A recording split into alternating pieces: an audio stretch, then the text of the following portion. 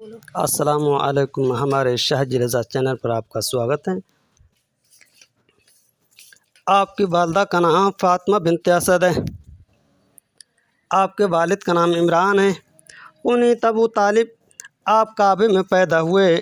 آپ امیر المؤمنین بھی ہیں، امام المتقین بھی ہیں، شیر خدا بھی ہیں، مشکل کشا بھی ہیں،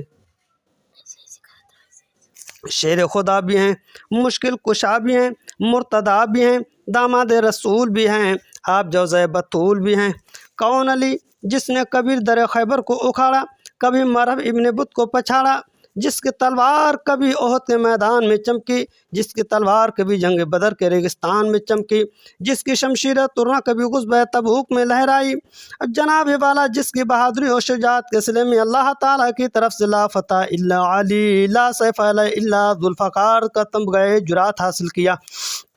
کون علی وہ جو کعبے میں پیدا ہوا اور شہید مسجد میں ہوا، اور ہمارے نبی کا ویر بھائی ہے، صحابہ کا مشیر ہے، مومنوں کا امیر ہے، سنیوں کا پیر ہے، اور جو اس کو نہ مانے وہ شریر ہے۔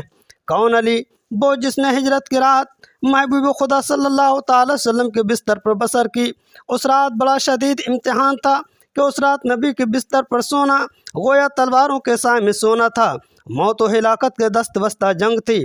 مکہ مکرمہ کے نامور مشہور قبیلوں کے بہادروں کا مقابلہ تھا۔ ہر لمحہ جان جانے کا خطرہ تھا، اس لیے کہ کافر پوجے ساز و سامان کے ساتھ نبی کریم صلی اللہ تعالی وسلم کو قتل کرنے کے اٹل ارادہ سے آئے تھے۔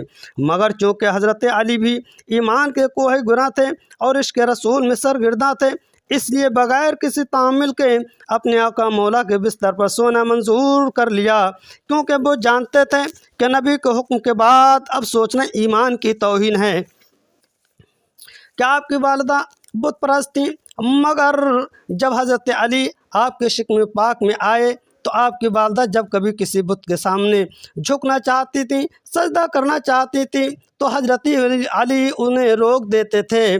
مکہ مکرمہ کی اونچی اونچی پہاڑی بلند پہاڑیوں کے دامن میں اللہ کا گھر خانہ کعبہ کے ارد و گرد کے مشہور نامور قبیلوں کے لوگ بے پناہ ہجوم تھا۔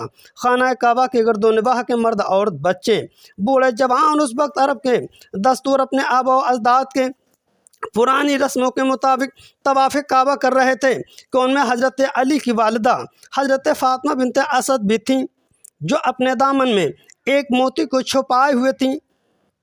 اس ہنگامہ ہائے میں انسانیت سے بے خبر خانہ کعبہ کی مقدس دیوار کے سائے میں اپنے دل کی گہرائیوں میں حزن منال کا ایک طوفان لیے ہوئے اپنی پیشانی پر خفت و ندامت کے آثار سر جھکائے بیٹھی تھیں، کیونکہ آثار ولادت پیدا ہو چکے تھے اور قدرت کے قانون کے مطابق درد ذرا شروع ہو چکا تھا۔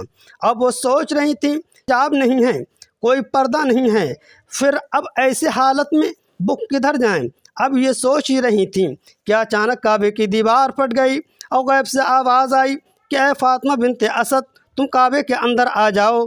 چنانچہ آپ کعبے کے اندر چلی گئیں، اور پھر حضرت امیر المؤمنین حضرت علی مرتضیٰ رضی اللہ تعالیٰ عنہ کی ولادت پر سعادت خانہ کعبہ میں ہوئی کہ قیامت تک کوئی ماں ایسا فرزند نہیں جنے گی جو پیدا کعبے میں ہو اور شہید مسجد میں ہو۔ امام الانبیاء صلی اللہ تعالی وسلم کو اطلاع دی گئی کہ میرے آقا نعمت صلی اللہ تعالی وسلم تشریف لائے۔ ابھی تک شیر خدا نے آنکھیں نہیں کھولی تھیں کہ نبی نے علی کو گود میں اٹھایا اور پھر خود ہی نہلایا، اور ساتھ ہی فرمایا کہ آج علی کو پہلا غسل میں دے رہا ہوں، کل آخری غسل مجھے علی دے گا۔ پھر نبی کریم صلی اللہ تعالی وسلم نے اپنی زبان مبارک حضرت علی کے منہ میں ڈال دی، حضرت علی کے منہ میں دی۔ حضرت علی نے آنکھیں کھول دیں، ادھر آغوش کی حسرت ادھر دیدار کا ارماں، ادھر آغوش کی حسرت ادھر دیدار کا ارماں۔